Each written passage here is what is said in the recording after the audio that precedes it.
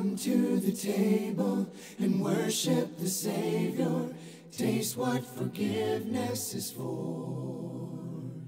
His mercy will lead us, the grace of God feed us, making us hungry for more. Hey everybody, good to see you. I'm going to take this mask off so I can communicate just a little bit better with you. I want to tell you that we are so excited that on June the 28th, we get to come back to church for the first time since way back in March sometime. And so we're really excited about that. There's been a reopening committee, a task force that's been working to plan for this day and working in close association with the elders and ministers. And so today the purpose of this video is just to be able to tell you some things that you're going to see when you walk in the building that's going to be a little different, just to kind of communicate how it's going to be, what it's going to look like, so that you'll feel more comfortable when we come back together. We want you to know that when we meet on June the 28th, we know that not everyone is going to be able to come. And some have even told me, I'm not planning on coming back to begin with.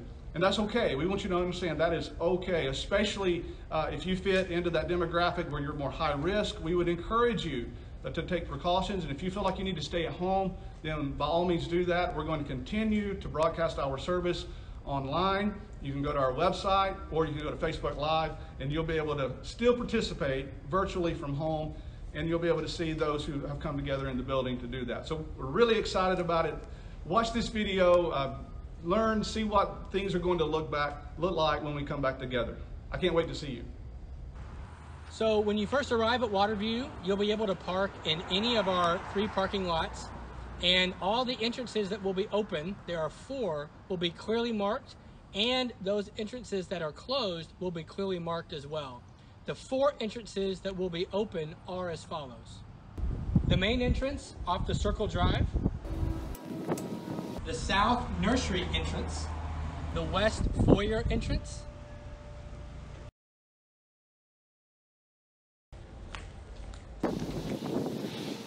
and finally the North entrance. Hey guys, so we're so ready for everyone to be back at the church, and we are going to have greeters out here to have a warm welcome for you guys, and as well we have touchless thermometers that we're going to check your temperature with.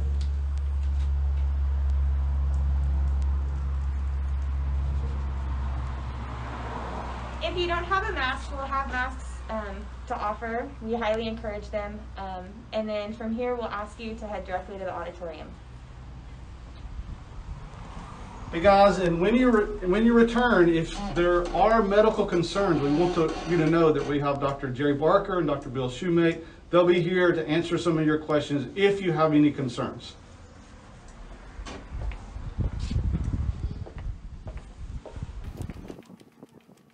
During this first phase of reopening, several areas of the building will remain closed, such as the upstairs classrooms, the preschool wing, and also the family room and cry room.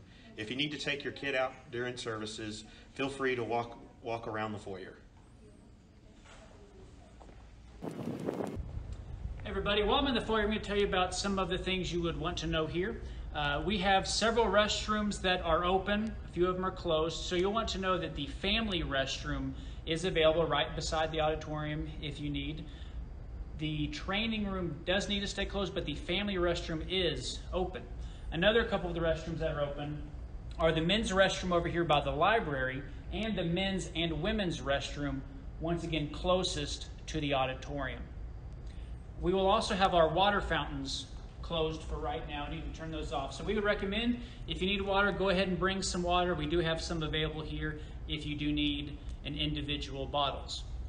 So as we're approaching the auditorium, I want to show you a couple other things you'll need before you enter the auditorium.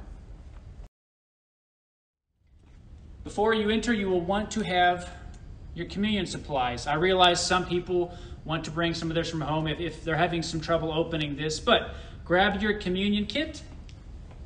And also at some point, if you want to give as part of our contribution, we have these boxes available for you to drop a check, cash, whatever's needed here. But as always, we also have the option for online giving, or your bank can send your contribution, whatever is most convenient. But if you feel better doing that here, once again, these new black boxes by the communion kits are available for you to drop in your contribution. Once you enter the building, an usher will lead you inside the auditorium, and this is what it's going to look like once you are in.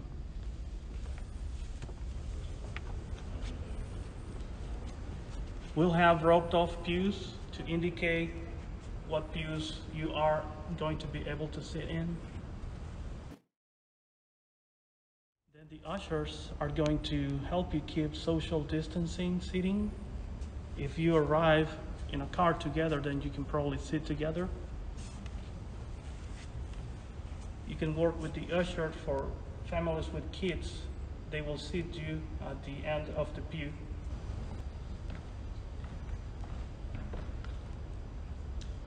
Our worship experience is going to be a little different. You've probably already thought about that. But nevertheless, some things that we would like to make you aware of. For instance, when I get up here at the podium, I will not be wearing a mask. So Jason will not be preaching with a mask. Anybody making announcements or anything like that, or leading singing for me, we will not be wearing masks because we're at a significant distance from the people in the pews. We're not worried about transmission of disease. So our fellowship time is also going to look a little bit different. Ordinarily, we will have a meet and greet opportunity where we go and shake hands, but because of the social distancing, we will be forgoing that for the time being. And at the end of service, we'll just ask that you take your opportunity to fellowship outside where the air is fresh. So you'll also notice in our pews, on the backs of the pews, you normally would see cards to fill out or songbooks. Those things will also be gone to limit things that we'll be touching. Now, while I will not be wearing a mask leading singing, we will ask that you go ahead and wear your mask during our singing time. And that may be a little bit uncomfortable, and we recognize that. But we just ask that you would work with us on that. In addition to that, one of our pieces of worship is communion. It will look different as well. We're not going to be passing trays. We'll have those individual communion kits for you, and we'll have somebody leading us in thoughts and prayers for that, and then we'll take it individually from our seats because you'll already have those. And then our contribution will also look different. We will have boxes in the foyer for you, and you can still give online or you can send in a check, however you choose to do that. And then, of course, we'll close our service in prayer, and that will be done by one of our shepherds. They will be making a couple of announcements and closing us in prayer as we leave that day. Once services are over, please wait to be dismissed. Ushers will empty the auditorium from back to front. Once you leave the auditorium, please continue on to the parking lot for fellowship, and please abide by social distancing guidelines. And remember, do not congregate in the foyer after services. Okay, folks, that's the end of this video, but we want you to know that we're so excited that we're going to get to come back together and worship with each other on June the 28th. We want to remind you that things are going to look different. You probably have already witnessed that in this video. Things will be different. So we're asking for all of us to be patient with one another, to be flexible, and above all, to use the measuring stick for Christianity, love. Let's love one another. Let's look to the best interest of others, not looking for our own interest, but the interest of others, as Paul said, Philippians 2 and verse 4. We want to thank you for being patient with us during this time, and we want to thank you for being a part of the Waterview family. We love you, and we can't wait to see you June 28th.